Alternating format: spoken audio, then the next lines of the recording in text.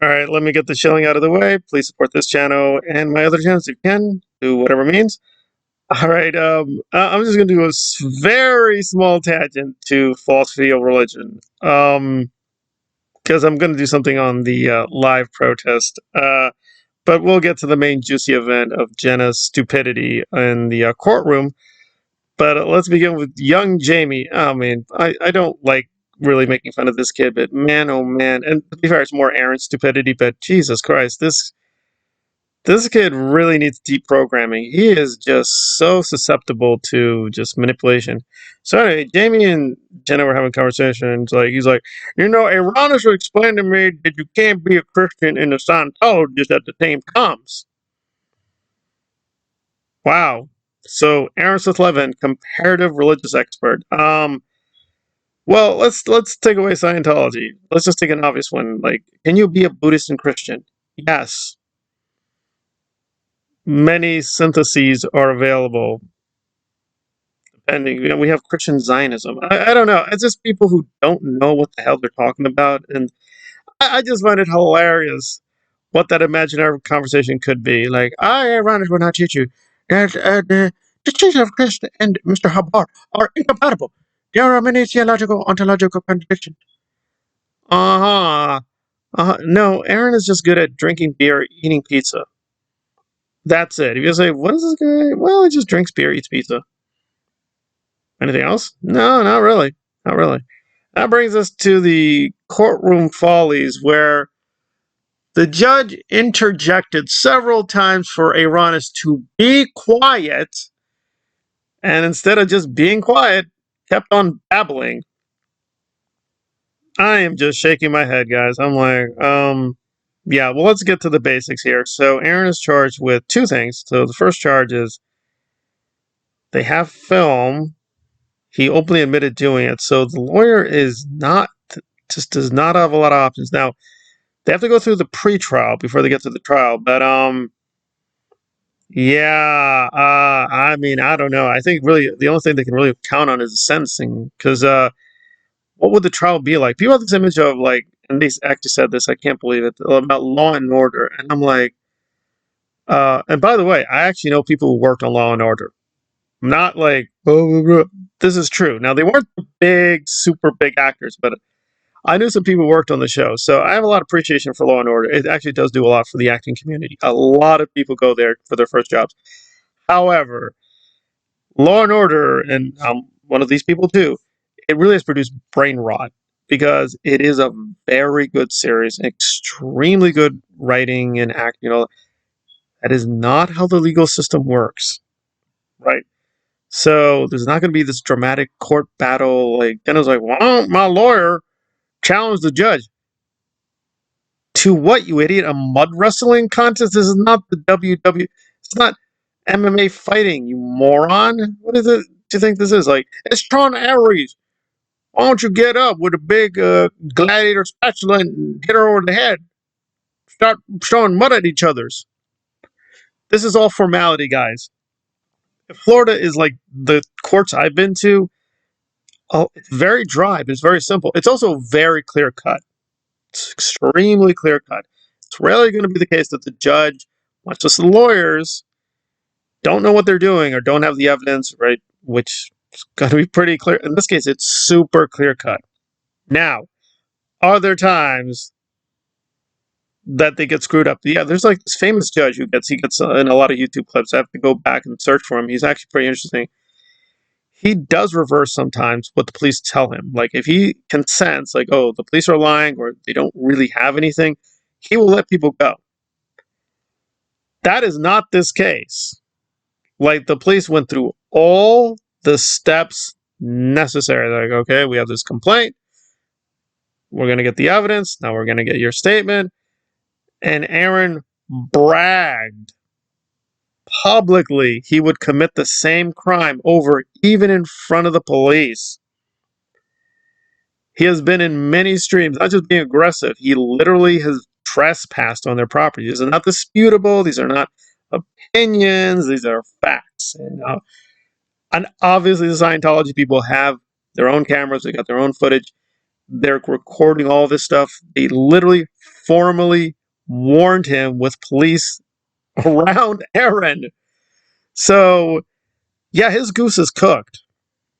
So the only thing disputable here is not going to be the trial drama of like, what's going to be his defense or what it, Dennis talking about, we're going to call these witnesses subpoena. Again, this is not a game show. It's not My Cousin Vinny. It's not Law and Order. It's not how it works. There's not much, and even if they're going to do that, guys, the way in a real court of law, one witness can stand for many witnesses because all they need is the essentials of the case. I mean, maybe Pharaoh Cheryl will be asked to testify just about the essentials. They don't need or require every single protester that Aaron was with. What does Jenna think she's going to be called to say? I support the Church of Uranus and as his lover. I said, let him go. I say, let him go. Like she's Samuel L. Jackson? That is not how it works. They're going to look at things that are directly relevant to the case. I mean, I don't want to see any more Pharaoh Cheryl. I guess technically she's a material witness. And even then, they're just going to ask simple questions like, is this your live stream? She'll say, yeah. Is that Uranus? Yeah. Okay. That's it, guys. These are not going to be like really long, drawn out fights. I mean, I wish they were. I mean, I would benefit more in the YouTube sense from that happening. But like, this is dry as paint. I mean, most of the times judges live for these kinds of cases because this is it. They're just going to rubber stamp this because they have everything on Aaron. They've got him constantly stalking, harassing, terrorizing people repeatedly over years. It's not the first time. There have been so many incidents. He's done similar things. He has told the police, laughing in their face, saying, I'm going to do what I want to do. Right? I've caught a few lives where he speculates, well, yeah, they told us not to put the signs here or even touch the door. I'm still going to do it. So he has been caught many times questioning how much he wants to break the law, even after he's explicitly been told several times, don't do that, don't be near this place. Now, again, I'm not trying to paint the church here as all innocent, but I mean, what are they going to say in counter reaction? They're pouring water on the shoe. No judge will seriously consider that. The most they really have, or what they've ever shown, is that Scientology is like breaking some water regulations. Again, I didn't grow up in Florida, so how severe that is, but that seems to be the only persistent legal issue they might bring up. And even that would be like, that's not related. They can say, well, judgeship, you're not applying the laws, you're breaking the water regulations. Okay. That could be brought up in a separate case, and they could bring a motion, but that would be a separate issue. The issue here is, did he commit the assault? Can it be proven? Right? What is the motivation? Are there any extenuating circumstances? And the answer is no, no, no, no, no, and yes, yes, yes, yes, yes. He did commit the crime. He admits it.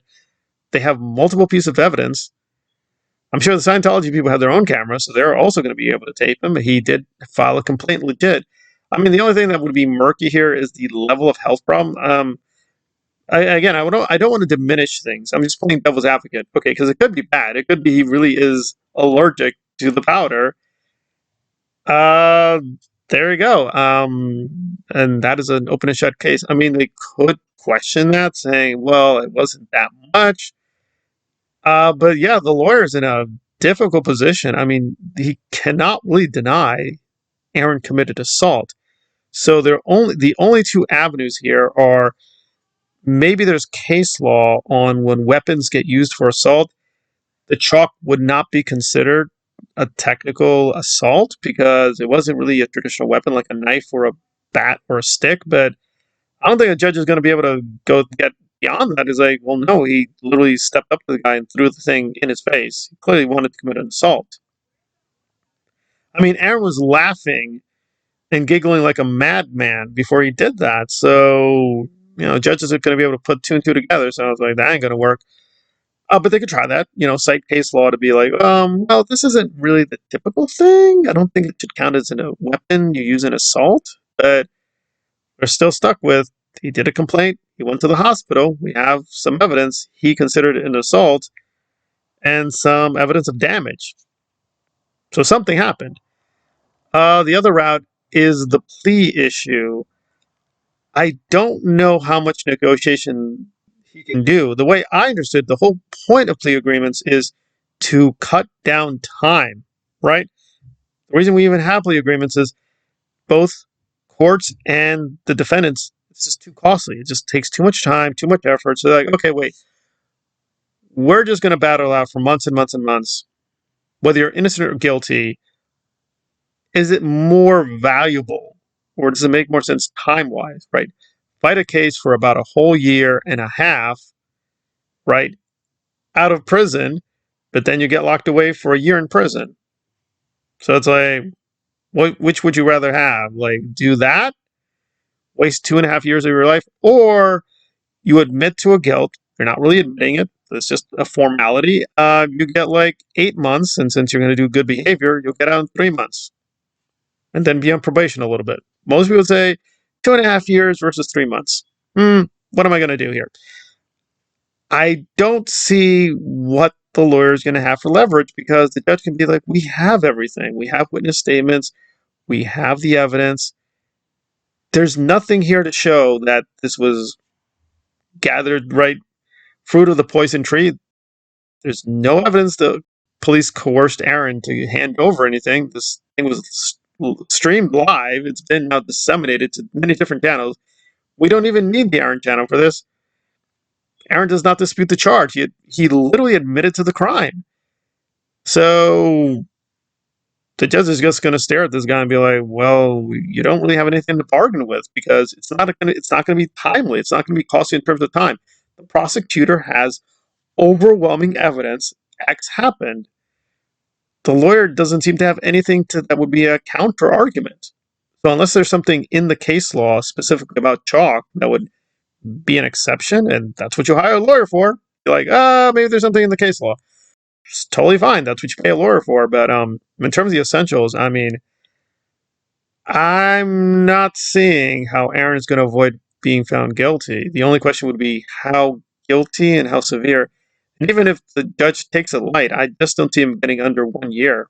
I really don't. So even if he gets lucky with like 13 months, and he's already served, he's going to serve a month basically. So it's like, okay, so it's going to be like a year. That's not just one charge. We still have the second charge, staying in the office. Scientology can start adding charges, guys, right? For now, this is being limited to these two charges. But depending on brutal it gets, Scientology could develop more evidence and tell the judge, yeah, I think he's guilty of a hate crime too. Like, okay, well, that's a separate issue. That will be adjudicated later. But this really just could be the beginning. And even if he gets lucky and he only serves a little bit of time, like 5 some months, they are going to make very explicit he has limits now. Like, you cannot refer to this, you cannot talk about this. And I want to get this into this another commentary because the legalities here are very shifty. However, judges can do that. The law can do that. They can say, okay, because of these actions, we now restrict your speech in this and that way. So I don't see how Aaron's going to be able to keep to that agreement and not break the law. He's just shown he's not capable of shutting his mouth. So yeah, he's going to have a lot of problems real soon. Real soon.